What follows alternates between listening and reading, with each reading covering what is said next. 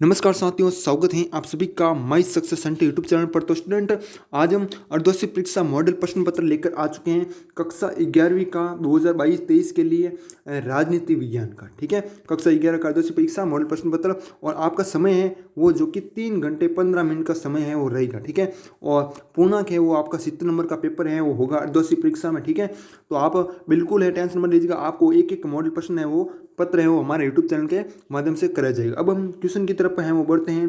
ठीक है, तो सबसे पहला क्वेश्चन है, पहला है। ठीक है, नीचे दिए गए बहु वैकल्पिक प्रश्नों में सही विकल्प चुनकर हैं वो क्या लिखे, चुनकर हैं वो लिखने। ठीक है, आंसर राज्यों को जहाँ तक संभव हो व्यक्ति के मामले में हस्तक्षेप नहीं करना चाहिए। वर्णित कथन है, ये वर्णित कथन है वो किसका, मार्क्स का, लास्की का, या फिर मिल का, या फिर सिल्ले का। ठीक है, तो चारों में से कौन सा, एक बार कमेंट में इसका आंसर आप कमेंट में बताओ, है ना। बाकी क्वेश्चन मैं करूँगा आपको। न्याय का सिद्धांत पुस्तक के लेखक कौन है, न्याय का सिद्धांत ऑस्टिन, प्लेटो, डाइसी या जॉन रॉल्स। तो आपका क्या हो जाएगा, जॉन रॉल्स हैं वो करेक्ट आंसर हो जाएगा। निम्नलिखित में से कौन सा कथन है वो अनुचित है। ठीक है, तो अनुचित है, ये आपका सिंपल सा बहुत ही क्वेश्चन है, हर कोई कर लेगा, तो ये क्वेश्चन भी आप कर सकते हो। जनहित याचिका की शुरुआत भारत में कब हुई, तो आपको याद रखना 1979 में जनहित याचिका की शुरुआत भारत में हुई, है ना। पूरे देश को एक निर्वाचन क्षेत्र मानकर प्रत्येक पार्टी को राष्ट्रीय चुनाव में प्राप्त वोटों के अनुपात में सीट सीट दी जाती है। तो समानुपातिक प्रतिनिधित्व का यह प्रकार किस देश में अपनाया जा रहा है, ये जो है ना, जो मैंने ऊपर बताया लाइन, ये प्रक्रिया वो किस देश में अपनाई जा रही है, समानुपातिक प्रतिनिधित्व की ये प्रक्रिया। तो ये आपको याद रखना, ब्रिटेन, जापान, इजराइल, रूस। तो आपको याद रखना इजराइल देश में ये अपनाया जा रहा है। लोकतांत्रिक संविधान में कानून के निर्माण का निर्णय है वो लिया जाता है। तो किसके द्वारा निर्णय लिया जाता है, कार्यपालिका द्वारा जो कि निर्णय है वो लिया जाता है, मतलब वो ऑप्शन आपका राइट है वो हो जाएगा। उसके बाद नेक्स्ट क्वेश्चन है हमारा 7 नंबर, पहले का 7 है, प्राकृतिक अधिकारों की अवधारणा के अंतर्गत निम्न में से कौन सा अधिकार प्राकृतिक नहीं माना गया, प्राकृतिक है वो नहीं माना गया, काम का अधिकार, स्वतंत्रता का अधिकार, संपत्ति का अधिकार, जीवन का अधिकार। तो ये अधिकार हैं वो प्राकृतिक हैं वो नहीं माना गया है। 7 नंबर ये भी आप कर लोगे। निम्नलिखित में से किससे अपनी भारतीय नागरिकता छोड़नी होगी, तो ये तो आप भी कर सकते हो, ये सिंपल, बहुत ही सिंपल क्वेश्चन है। ठीक है, नीचे वर्णित रिक्त स्थानों की पूर्ति कोष्टक द्वारा कीजिए। ठीक है, तो ये क्वेश्चन पूरा आपको करूँगा मैं। समाज में अवसरों की असमानता होने से असमानता पैदा होती है, मतलब समाज में अवसरों की असमानता, तो सामाजिक असमानता, है ना, तो सामाजिक असमानता हो जाएगा। भारत में प्रधानमंत्री सरकार का क्या है, औपचारिक प्रधान है या फिर वास्तविक प्रधान है। ठीक है, प्रधानमंत्री की बात की जा रही है, तो आपको याद रखना वास्तविक प्रधान है ना, वास्तविक। दक्षिणी अफ्रीका का संविधान दिसंबर में लागू हुआ, कब, किस सन में हुआ, 1994 या फिर 1996। तो आपको याद रखना 1996 है ना, वो राइट हो जाएगा। और प्राचीन भारतीय समाज में न्याय के साथ जुड़ा हुआ था, क्या जुड़ा हुआ है, राजनीति जुड़ी हुई है क्या, नहीं, धर्म जुड़ा हुआ है। ठीक है, तो आपका धर्म है वो करेक्ट हो जाएगा, है ना। और सुमिलित हैं वो भी आप कर सकते हो, जैसे मैं एक करके बताता हूँ। हिंद स्वराज हैं वो गांधी जी ने पुस्तक की रचना की 1909 में, है ना। इस प्रकार आप इनको मिलान कर सकते हो। नीचे वर्णित अति लघुत्तम प्रश्नों के उत्तर लगभग 10 से 20 शब्दों में है वो देने हैं, 10 से 20 शब्दों में देने हैं।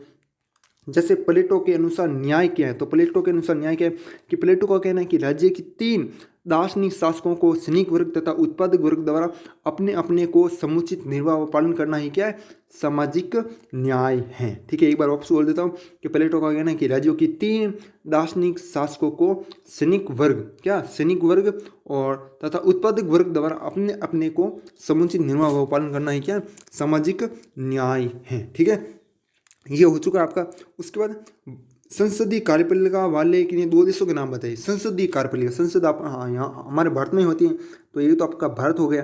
ठीक है, और एक कौन सा हो गया, एक जर्मनी लिख सकते हो और एक आप इंग्लैंड लिख सकते हो। ठीक है, 4 देश बताऊंगा आपको, लेकिन 2 ही लिखने आपको, एक भारत, जर्मनी, इंग्लैंड और जापान, है ना। ये आप 4 देश हैं वो लिख सकते हो। ठीक है, तो ये आपका पहला भी हो चुका है प्लेटो, सेकंड क्वेश्चन है वो भी आपका हो चुका है ना। उसके बाद हम चलते हैं, भारतीय संविधान ने किन उपायों द्वारा न्यायपालिका की स्वतंत्रता है वो सुनिश्चित की है। कोई 2 उल्लेख है वो लिखने हैं। ठीक है, इसमें क्या लिखो, इसमें लिखोगे आप न्यायपालिका की स्वतंत्रता का अर्थ है कि न्यायाधीश स्वतंत्र, निष्पक्ष तथा निडर होना चाहिए। क्या होना चाहिए? न्यायाधीश क्या होना चाहिए? न्यायपालिका की स्वतंत्रता से अर्थ है कि न्यायाधीश स्वतंत्र होना चाहिए, निष्पक्ष होना चाहिए, निडर होना चाहिए। न्यायाधीश निष्पक्षता से न्याय तभी कर सकते हैं जब उन पर किसी प्रकार का क्या ना हो, दबाव ना हो। न्यायपालिका, विधानमंडल तथा कार्यपालिका के अधीन नहीं होना चाहिए। ये है ना जो कि भारतीय संविधान ने किन उपाय द्वारा न्यायपालिका की स्वतंत्रता निश्चित की है, तो इन उपाय द्वारा जो न्यायपालिका की स्वतंत्रता निश्चित की है ना। मतलब कोई भी दबाव नहीं होना चाहिए न्यायपालिका पर, विधानमंडल तथा कार्यपालिका के दिन वो नहीं होना चाहिए ना। तो ये 3 साल क्वेश्चन भी आपका हो चुका है। उसके बाद 5वां क्वेश्चन की तरफ चलते हैं। वयस्क मताधिकार से क्या अभिप्राय? वयस्क मताधिकार जिसकी आयु है 18 या 18 वर्ष से अधिक हो, वो भारत का नागरिक हो, उसे वोट देने का अधिकार हो, ये वयस्क मताधिकार से अभिप्राय है ना।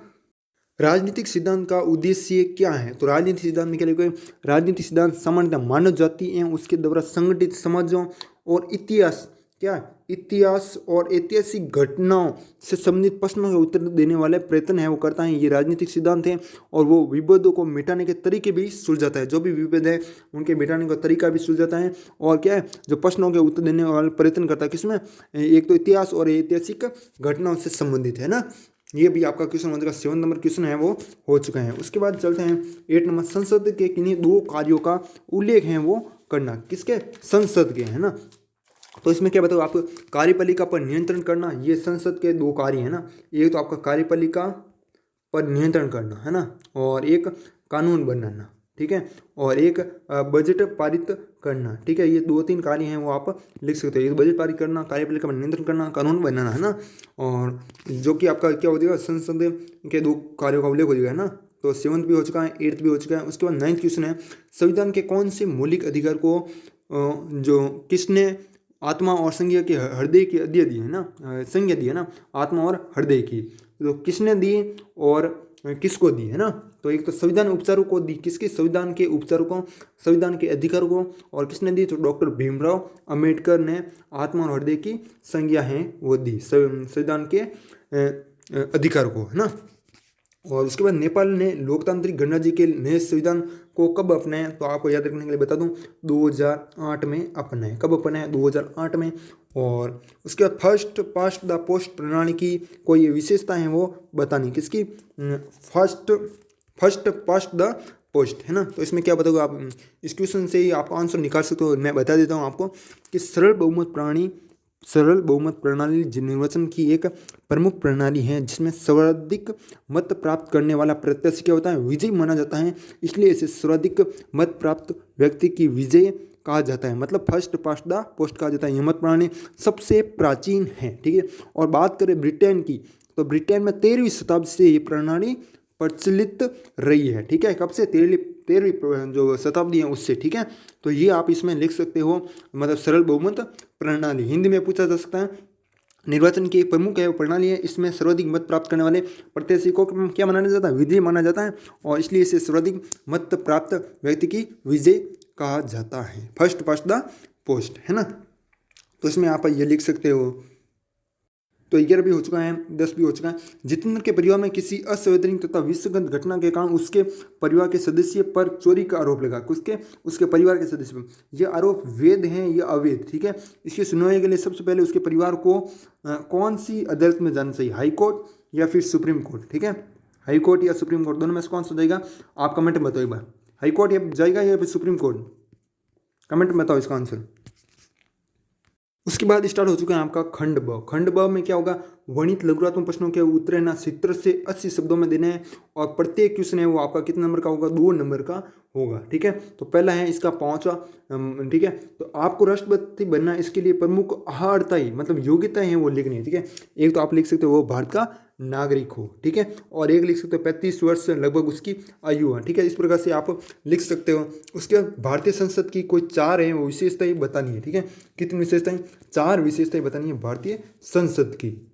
इसमें क्या लिखो आप? अनुच्छेद 79 संसद के गठन संबंधी प्रावधान है वो करता है। क्या करता है? अनुच्छेद 79 है वो संसद के गठन संबंधी प्रावधान करता है, जिसके अनुसार भारतीय संसद लोकसभा, राज्यसभा और राष्ट्रपति से मिलकर बनी है। जो भारतीय संसद है ना वो किससे किससे बनी है, एक तो लोकसभा, एक राज्यसभा और एक राष्ट्रपति से मिलकर बनी। तो इसकी सबसे महत्वपूर्ण विशेषता है, ठीक है, भारतीय संसद की।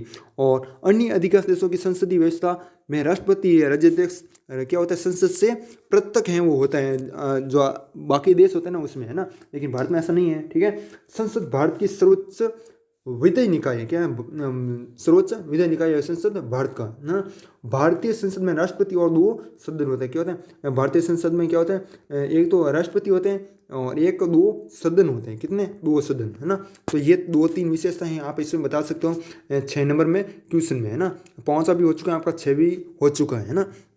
उसके बाद चलते 7 नंबर क्वेश्चन, क्या न्यायपालिका की स्वतंत्रता का अर्थ है कि न्यायपालिका किसी के प्रति जवाबदेही नहीं है, लिखिए। तो इसमें आपको लिखना है, तो क्या लिखोगे आप, न्यायपालिका की स्वतंत्रता या न्याय स्वतंत्र से आशय है कि न्यायपालिका को सरकार के अन्य अंगों से स्वतंत्र हो, मतलब वो स्वतंत्र हो, उस पर किसी प्रकार का दबाव न हो। इसका अर्थ है कि न्यायपालिका सरकार के अन्य अंगों से या किसी अन्य निजी हित समूह से आधुनिक तरीके से प्रभावित न हो।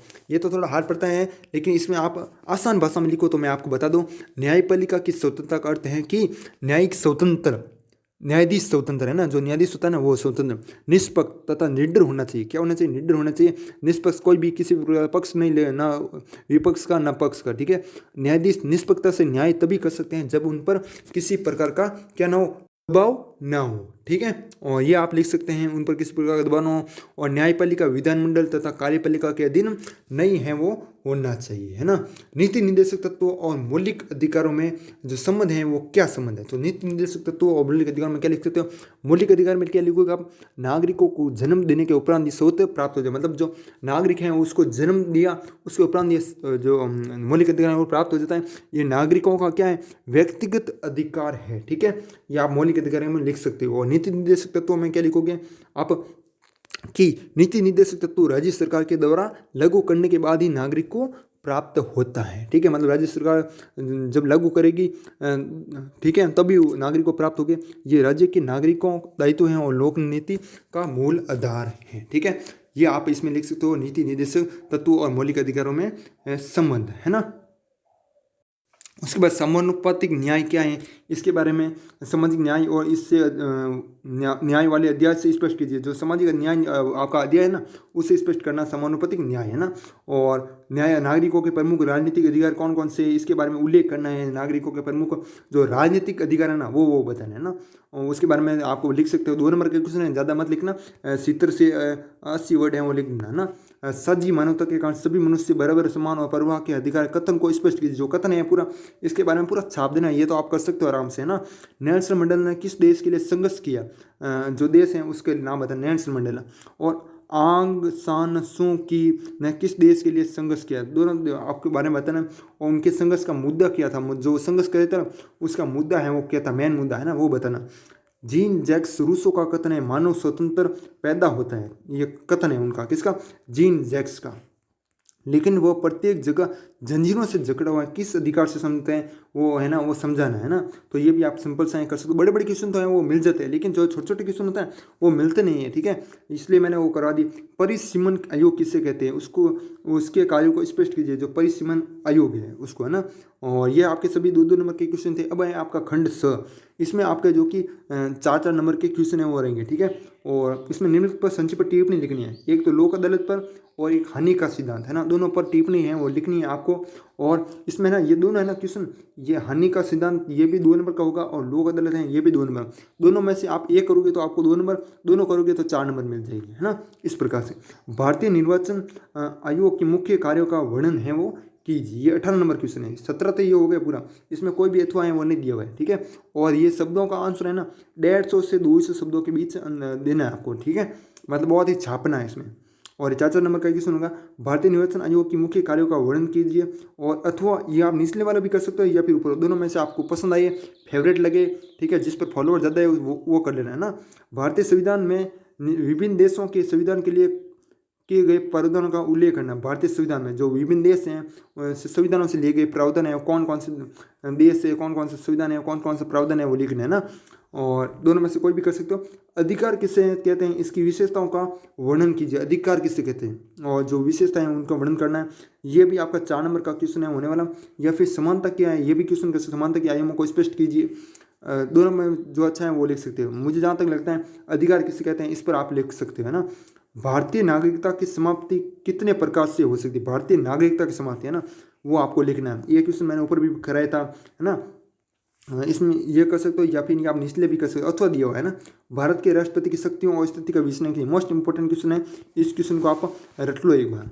भारत के राष्ट्रपति की शक्तियों और स्थिति की विवेचना कीजिए, है ना, इसके बारे में भी लिख सकते हो। और 21 नंबर क्वेश्चन है भारत हो गया ना, संसद के गठन की प्रक्रिया का वर्णन है वो कीजिए। तो ये ऊपर तक है ना 4 नंबर के थे, लेकिन ये जो 21 नंबर क्वेश्चन है ये 5 नंबर का क्वेश्चन है। संसद के गठन की प्रक्रिया का वर्णन करना है और भारत के राष्ट्रपति की शक्तियों का स्थिति का विवेचना कीजिए, ये तो ऊपर वाला है ना। ये 20 नंबर क्वेश्चन है और बाकी यहाँ 21 यहाँ से शुरू होता है। जयंत ठेके पर नरेगा में कार्य करता है, क्या कहता है, जयंत है वो नरेगा में ठेका होता है उस पर कार्य करता है। उसकी उम्र कितनी है, 12 वर्ष है। आपकी राय में इससे जैन के कौन से मौलिक अधिकारों का उल्लंघन हो रहा है, उसका वर्णन कीजिए तथा अपनी राय है वो दीजिए। ठीक है, तो कौन सा मौलिक अधिकार है उसका उल्लंघन हो रहा है, ठीक है, मतलब उसका पालन है वो नहीं कर रहे हैं, कौन, आपका जयंत, जो कि ठेके पर नरेगा में कार्य करते हैं। तो उसकी उम्र कितनी है, 12 वर्ष है। और जो अधिकार हैं जिसका उल्लंघन हो रहा है उसका नाम बताना है और उसके वर्णन करना है और अपनी राय है, आपकी खुद की राय भी लिख सकते हो इसमें, ठीक है, कोई भी आपको कहने वाला नहीं है, ठीक है। तो ये था आपका अर्धवार्षिक परीक्षा का पेपर, जो कि आपको एग्जाम में 8 दिसंबर को, आपको पता है आपका एग्जाम है 8 दिसंबर हो सकता है, काफी स्टूडेंट के 8 दिसंबर को जो कि एग्जाम होगा, जो कि राजनीतिक विज्ञान हो सकता है या फिर दूसरे दिन भी हो सकता है, ठीक है। और कुल प्रश्न है की संख्या 3 है और कुल सभी प्रश्नों की संख्या 21 है, जो कि प्रश्न है, ठीक है। और ठीक है, तो आगे कौन सा मॉडल पेपर चाहिए आप हमें कमेंट बॉक्स में एक बार जरूर बताइए, अपनी राय है वो दे दीजिएगा। और इसकी PDF है की बात करें तो PDF है वो आपको हमारे टेलीग्राम ग्रुप में मिल जाएगी, ठीक है। टेलीग्राम ग्रुप का नाम है वो आपको बता दें, टेलीग्राम, ठीक है। टेलीग्राम ग्रुप का नाम है जो माई SUCC सक्सेस सेंटर, ठीक है। और जो हमारा यूट्यूब चैनल का नाम है वही टेलीग्राम ग्रुप का नाम है, वहाँ पर जाना। और बाकी इसका लिंक है वो डिस्क्रिप्शन में मैंने आपको दे दिया है, ठीक है, वहाँ से जाकर सीधा ज्वाइन हो जाना और टेलीग्राम ग्रुप में ज्वाइन हो जाना। और उसके बाद मैं PDF है वो भेज दूंगा और PDF है वो प्राप्त करना। बाकी आंसर हैं वो आंसर मैंने यूट्यूब पर बता दिए हैं, बाकी इस तरीके से मैं आपको लिख कर है वो नहीं बता सकता, ठीक है। लिख कर बताना है तो उसके लिए पैसे दे देना ज़्यादा हो तो, ठीक है। तो साथियों ये 21 क्वेश्चन हो गए आपके। बाकी जो जो इंपॉर्टेंट क्वेश्चन है लगे कि इसका आंसर देना चाहिए वो मैंने आपको आंसर है वो दे दिए, ठीक है। आगे कौन सा मॉडल पेपर चाहिए आप कमेंट में एक बार बता देना। और कितने क्वेश्चन 10 से 15 क्वेश्चन है वो मैंने आपको करवा दिए, ठीक है। और जो जो लगता है इसका आंसर देना चाहिए वो मैंने सभी के आंसर हो दिए, ठीक है। और बाकी कमेंट में बता दो, एक बार कमेंट में बता दो कि आपको अगला कौन सा मॉडल पेपर है वो चाहिए, ठीक है। राजनीति विज्ञान करा दिया मैंने, हिंदी का चाहिए, इंग्लिश का चाहिए या फिर गणित का चाहिए, आपकी कोई भी सब्जेक्ट हो आप कमेंट में एक बार बता दीजिए, ठीक है, ताकि मैं जल्दी से जल्दी है वो लास्ट को कौन सा राजनीति विज्ञान या फिर हिंदी जो भी आपकी सब्जेक्ट हैं वो दे देना, ठीक है। इस वीडियो को हम ये समाप्त करते हैं। यदि वीडियो पसंद आए हो तो वीडियो को लाइक और चैनल को ना सब्सक्राइब जरूर कीजिए। इसी तरह आगे भी आपको मॉडल पेपर हैं वो मिलते रहेंगे, ठीक है। तो साथियों इस वीडियो को हम ये समाप्त करते हैं, तब तक के लिए जय हिंद, जय भारत, वंदे मातरम।